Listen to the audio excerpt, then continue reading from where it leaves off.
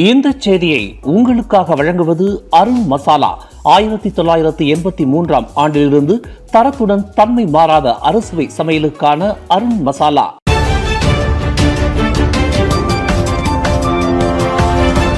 வணக்கம். திசைகளின் ஒரு மணி செய்திகள். மலேசியா நிகர கடன் வழங்கும் நாடு என்ற நிலையை தொடர்கிறது. வெளிநாட்டு கடன்களை சந்திக்கும் திறன் வலுவாக உள்ளது.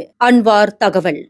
மலேசியா இன்னும் நிகர கடன் வழங்கும் நாடு என்ற தனது நிலையை தக்க வைத்திருப்பதாக பிரதமர் டத்தோஸ்ரீ அன்வார் இப்ராஹிம் தெரிவித்துள்ளார். மலேசிய பெருநிறுவனங்களும் நிதி நிறுவனங்களும் வைத்திருக்கும் கணிசமான கையிருப்பு அல்லாத வெளிநாட்டு நாணய சொத்துக்கள் மற்றும் நாட்டின் வலுவான வெளிப்புற பொருளாதார நிலைதான் இதற்கு காரணம் என்றும் அன்வார் நேற்று நாடாளுமன்றத்தில் குறிப்பிட்டார். 2025 ஆண்டு 3ஆம் காலாண்டின் இறுதியில் மலேசியாவின் நிகர சர்வதேச முதலீட்டு நிலையான NIIP ஆனது 77.3 பில்லியன் ரிங்கிட்டாக பதிவாகியுள்ளது.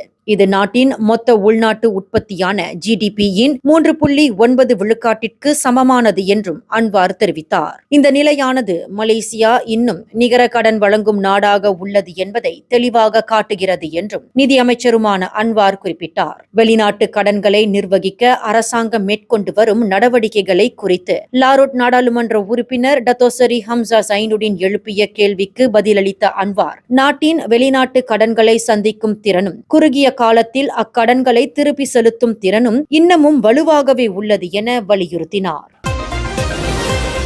சபா மாநிலத்தின் 17வது சட்டமன்ற தேர்தலில் 73 தொகுதிகளிலும் அங்குள்ள தகுதியான வாக்காளர்களுக்கு மொத்தம் 22,881 அஞ்சல் வாக்கு சீட்டுகள் வழங்கப்பட்டுள்ளதாக தேர்தல் ஆணையம் அறிவித்துள்ளது. தேர்தல் பணியாளர்கள், தேர்தல் ஆணைய உறுப்பினர்கள் மற்றும் அதிகாரிகள், போலீஸ், ஆயுதப்படை வீரர்கள் மற்றும் ஊடகவியலாளர்களுக்கு 1A வகையின் கீழ் மொத்தம் 21,362 வாக்கு சீட்டுகள் வழங்கப்பட்டதாக தேர்தல் ஆணைய செயலாளர் டத்தோ கைருல் ஷாரில் இட்ரோஸ் தெரிவித்துள்ளார். வெளிநாடுகளில் வசிக்கும் மலேசிய குடிமக்களுக்கு 1B வகையின் கீழ் 336 வாக்கு சீட்டுகளும், முகவர்கள் மற்றும் அமைப்புகளுக்கு 1C வகையின் கீழ் 1183 வாக்கு சீட்டுகளும் வழங்கப்பட்டதாக இன்று வெளியிட்ட அறிக்கையில் கைருல் ஷாரில் இட்ரோஸ் குறிப்பிட்டுள்ளார். கடந்த 2 நாட்களாக அந்தந்த தொகுதிகளில் போட்டியிடும் வேட்பாளர்கள் முன்னிலையில் சம்பந்தப்பட்ட முகவர்களிடம் அஞ்சல் வாக்கு சீட்டுகள் ஒப்படைக்கப்பட்டதாகவும் அவர் தெரிவித்துள்ளார்.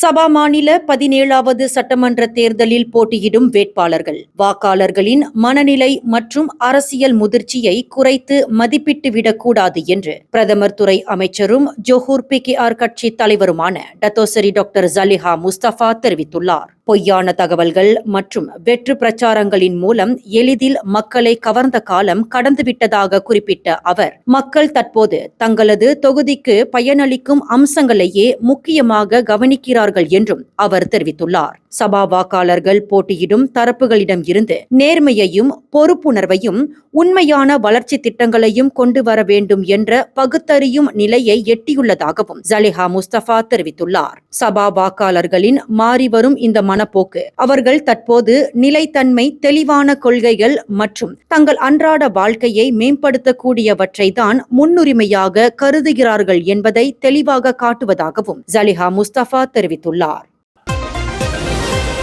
பரிகாத்தான் நேஷனல் தலைவர் தான் ஸ்ரீ முஹிடின் யாசின் வீட்டில் நேற்றிரவு பெர்சத்து கட்சியின் முக்கிய தலைவர்கள் பங்கேற்ற கூட்டத்தில் எதிர்க்கட்சி தலைவரை மாற்றுவது குறித்த விவாதம் நடைபெறவில்லை. அக்கூட்டத்தில் சபா மாநில சட்டமன்ற தேர்தல் குறித்து மட்டுமே கலந்தாலோசிக்கப்பட்டதாக சபா பர்னாம் நாடாளுமன்ற உறுப்பினர் கலாம் சலான் தெரிவித்துள்ளார். பெர்சத்து கட்சியின் 18 நாடாளுமன்ற உறுப்பினர்கள் பங்கேற்ற அக்கூட்டத்தில் கட்சியை வலுப்படுத்தும் நடவடிக்கைகள் குறித்தும் பேச்சுவார்த்தைகள் நடைபெற்றதாக அவர் குறிப்பிட்டார். 18 நாடாளுமன்ற உறுப்பினர்களும் முஹிடின் யாசினுக்கு தங்களது முழு ஆதரவை கொடுத்துள்ள நிலையில் சபா மாநில தேர்தலில் வெற்றி பெறுவதில் மட்டுமே தங்களது கவனம் இருக்கும் என்றும் கலாம் சலான் தெரிவித்தார்.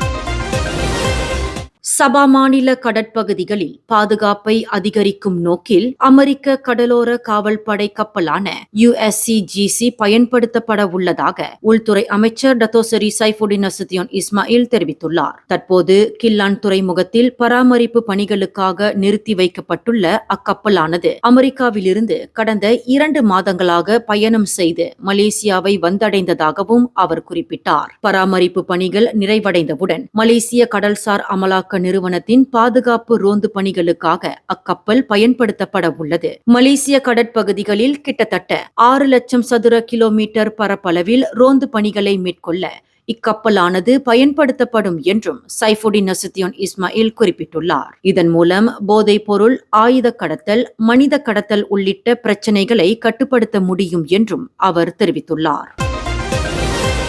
மலேசியா சீனா இடையிலான பாண்டா பாதுகாப்பு ஒப்பந்தத்தின் அடிப்படையில் 2 பாண்டா கரடிகள் நேற்று செவ்வாய்க்கிழமை இரவு 8:30 மணியளவில் கோலாலம்பூர் அனைத்துலக விமான நிலையத்தை வந்தடைந்தன. சென்சிங் மற்றும் ஜியோயூ என பெயர் கொண்ட அந்த பாண்டா கரடி ஜோடியானது அடுத்த 10 ஆண்டுகள் ஜூ நகாராவில் வைத்து பராமரிக்கப்பட உள்ளன. இரு நாடுகளுக்கு இடையில் உள்ள நட்பையும் நல்லிணக்கத்தையும் குறிக்கும் வகையில் இந்த பாண்டாக்கள் சீனாவிலிருந்து மலேசியாவிற்கு கொண்டு வரப்பட்டுள்ளதாக இயற்கை வளங்கள் மற்றும் சுற்றுச்சூழல் அமைச்சு தெரிவித்துள்ளது. இந்த பாண்டா ஜோடியானது பராமரிப்பு மையத்தில் சில நாட்கள் தனிமைப்படுத்தப்பட்ட பிறகு பொதுமக்களின் பார்வைக்காக அனுமதிக்கப்படும் என்றும் அமைச்சு அறிக்கை ஒன்றில் தெரிவித்துள்ளது. கடந்த 7 மாதங்களில் 97,000க்கும் அதிகமானோர் செயற்கை போதைப் பொருட்களை பயன்படுத்துவது கண்டறியப்பட்டுள்ளதாக உள்துறை அமைச்சு தெரிவித்துள்ளது.